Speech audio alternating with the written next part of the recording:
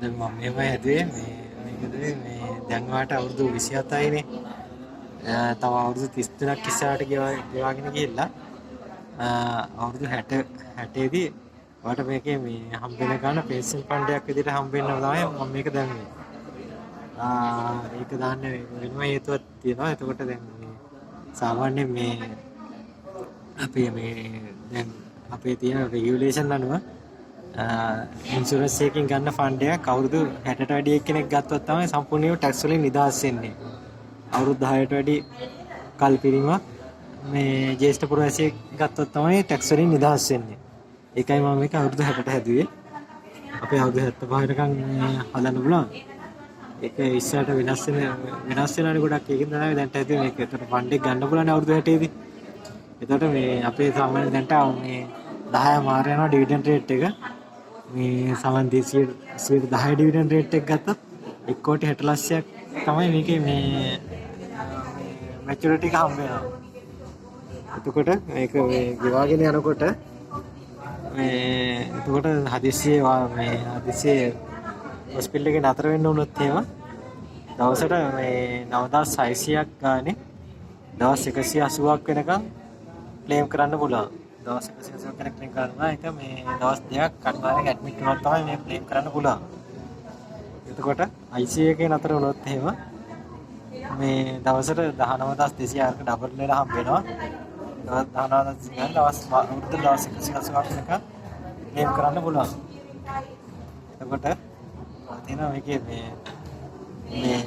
Hospital cover එක hospital bill payment cover එකේ තියෙනවා $15ක් දැම්මා. එතකොට ඒක තියෙන මේ බෙනිෆිට් එක මම වෙනවා තව වීඩියෝ එකක් දාන්නම්. ඊට පස්සේ මම දැම්මා තව මේ මැටර්නිටි වලට කවර් එකක් දැම්මා. ඒකට තියෙන මේ ගෙවනවා මේ සාමාන්‍යයෙන් බර්ත් 4කට නිකන් ගෙවනවා.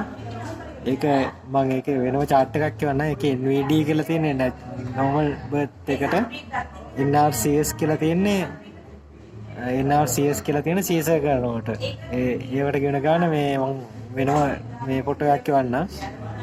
ඊට පස්සේ තව මම දාලා තියෙනවා මේ ක්‍රිටිකල් අසාධ්‍ය රෝග අපේ 40කට තියෙනවා මේ ක්‍රිටිකල් ඉල්නස් කවර් එක තියෙනවා. ඒ රෝග 40න් එකක් ආවොත් එහෙම මේ හොස්පිටල් එක කොහොමද ගෙවනවා? හොස්පිටල් බිල් එකට අමතරව මේක ගෙවන්නේ වන්දියක් විදියට. ඔය ක්‍රිටිකල් ඉල්නස් මේ ගෙවන්නේ මේ දැන් හොස්පිටල් බිල් එක සම්පූර්ණයෙන් ගෙවලා ඔයාලට ඊට පස්සේ සාමාන්‍ය මේ වගේ සර්ජරි එකක් මේ ඔයාලට ජොබ් එක හරියට කරගෙන යන්න බැරි ඉඳලා ඒකට වන්දියක් විදියට තමයි මේක 1 මිලියන් හම්බෙන්නේ. මේ ඊට පස්සේ මේ partial disabled එකක් ආවොත් මේ ඒකට අපි 1.5 මිලියන් වෙන් කරලා තියෙනවා. ඒකෙන් මේ ශරීරයේ එක එක කොටස් වලට මේ එක එක මේ වන්දි ගන්න වෙනස් වෙනවා. ඒක මේ අපේ ડોකියුමන්ට් එකේ හම්බ වෙනවා. ඊට පස්සේ total disability එකක් ආවොත් එහෙම total disability එකක් ආවොත් මේ අපිට 1.5 මිලියන් වෙන් කරලා තියෙනවා. ඒක සාමාන්‍ය කියනවානේ දැන් වෙන ඉන්ෂුරන්ස් කම්පැනි එක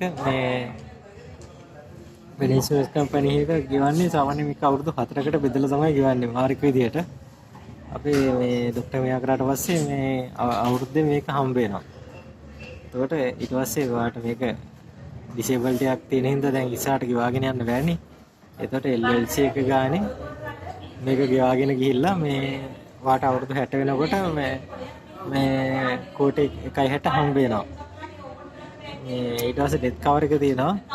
ඩෙත් කවර් එකේ මේ අපි දාලා තියෙනවා 1.5 මිලියන්. එතකොට ඩෙත් එකක් වුණොත් එක්ක 1.5 මිලියන් දෙනවා. එහෙම නැත්නම් අපේ තියෙනවා මේ සල්ලි සරෙන්ඩර් වැලියු එක එකතු වෙන විදිහ තියෙනවා. ඒ සරෙන්ඩර් වැලියු එක එකතු වෙන එකේ මේ ගාන හරි මේ 1.5 නේ වැඩි ගාන තමයි හම්බ වෙන්නේ. ඊට පස්සේ ඇක්සිඩන්ට් කවර් එක තියෙනවා 1.5 මිලියන්. එතකොට 3 මිලියන් හම්බ වෙනවා මේ ඇක්සිඩන්ට් ඩෙත් එකක් වුණොත් එහෙම. ඒ තව එකක් කියන්න ඕනේ දැන් හොස්පිටල් ඩේ පේමන්ට් එක මේ සාමාන්‍ය මේ දවස් 180ක් කියනකම් ඔනි කම්පැනි එක ගෙවුවට දැන් අනිත් හැම කම්පැනිම තියෙනවා හොස්පිටල් රූම් charge එකට ලිමිටේෂන් එකක් තියෙනවා.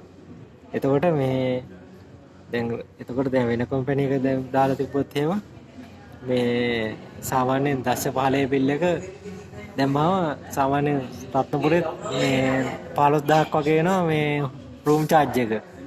එතකොට මාසයක් හොස්පිටල් එකේ හිටියාම ඔයාලට රූම් charge වලට වෙන් වෙලා තියෙන 130 ඉවරයි. එතකොට දැන් වෙන කම්පැනි එක වුණොත් ඒ වුණොත් එතකොට ඒගොල්ලන්ගේ මාසෙක ගියාට පස්සේ අතින් තමයි සල්ලි ටික ගෙවන්න රූම් charge එකට යන එක. අපේ එහෙම නෑ අපේ ලක්ෂ 15 ඇතුළත ඕන ගාණක් ගෙවනවා. මේ රූම් charge වලට කියලා වෙන් කළා නෑ. ඒක තමයි විශේෂයක් තියෙන්නේ.